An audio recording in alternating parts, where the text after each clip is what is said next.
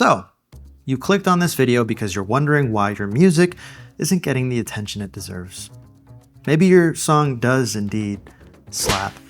Your musicianship is on point, and yet no Grammy, no viral moment, no industry exec banging on your door. I know, it's rough. Making it as a musician is not easy. It's far from it. And here's the hard truth that you may not want to hear. Talent alone isn't enough. It's important, sure, but in today's music world, it's just one tiny piece of the puzzle. Plenty of insanely talented artists never break through, while some, let's say, less gifted musicians find massive success. Why? Well, because making a career in music these days requires more than just a great song. So, what's actually holding you back? Well, I hate to break it to you, it's probably you. You are watching Sound Learn. So what do I mean when I say your music doesn't suck? You suck. Exactly.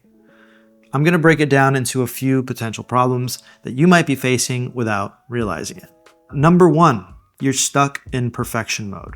If you've been tweaking the same EP for 3 years, waiting for it to be flawless, you're probably overthinking it. At some point, you have to hit release and move on. Progress beats perfection every time. By holding on to one specific project for too long, you're missing out on getting more experience. The more you actually finish and put out music, the better you'll get over time. Consider what it might have looked like if the Beatles had just focused on perfecting their boy band debut album for years. They probably would have gone down as just another footnote in the history of music. Number two, you're constantly chasing trends. If you're jumping from one hot genre to the next, hoping to ride the wave of whatever's trending, you might end up blending in rather than standing out. Developing your own unique sound is way more valuable than trying to guess what's next. A general rule of thumb I like to consider when producing is that if a new sound is already a hit, you're probably already too late.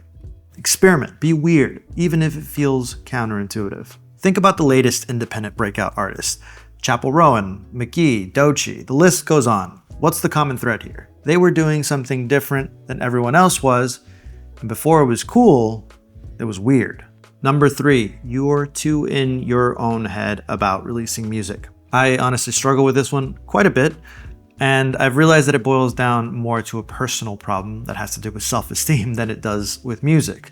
If you constantly feel like your music isn't good enough, even though people around you are telling you that it is, it might be time to remove your ego out of the equation, because whether we like it or not, it ultimately isn't up to us as artists to decide what is good and what isn't. When you release music, it's no longer for you, it's for everyone else. And you honestly can't also control who is going to like your music and who isn't. Luckily, I think algorithms are getting better and better at finding the best audience for your music. And sometimes it may not be a demographic that you were expecting or hoping for.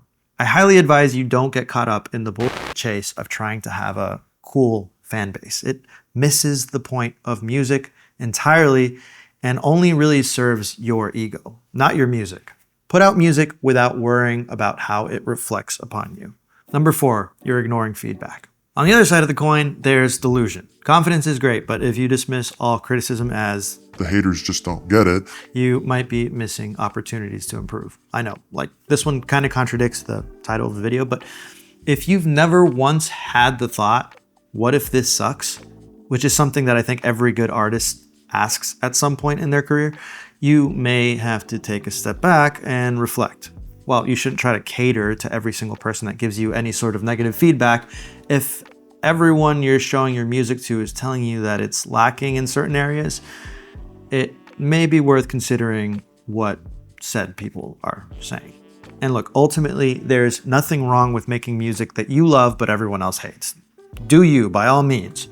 You may be ahead of the curve for all we know, but if you're trying to actually grow your music to an audience, you should consider reading the room once in a while.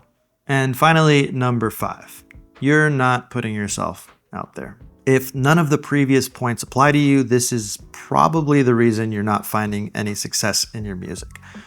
Unfortunately, the game has changed. Being a great songwriter or producer isn't really enough these days. You can write an objectively great song, but if you do nothing to support it, it will never find its audience.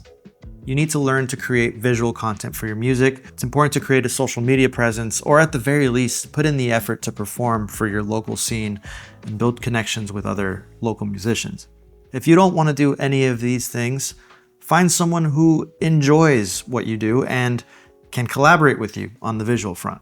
One of the most famous collaborations in the spirit of this would be the collaboration between Damon Albarn and visual artist Jamie Hewlett, which allowed Damon to take a step away from being the center of attention, focusing purely on music, while Jamie created the whole visual world for the music to live in. And that's how you got Gorillaz. If you're not putting yourself out there in some way, your music will always feel like it's falling short of its potential. It sucks, I know.